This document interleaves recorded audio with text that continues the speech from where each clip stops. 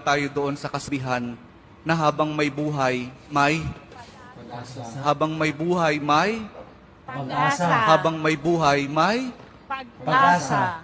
pagsubok. Dahil tayo katiwala ng Diyos, binibigyan din niya tayo ng iba't ibang klase ng pagsubok.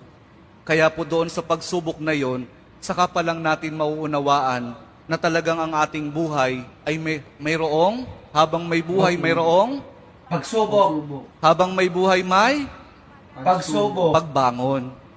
Huwag niyong hayaan na kapag meron kayong pinagdaraan ng pagsubok, ay hindi kayo babangon. Kailangan meron tayong pagsumikap na pagtsatsagaan natin yung ating mga pagsubok na pinagdaraanan.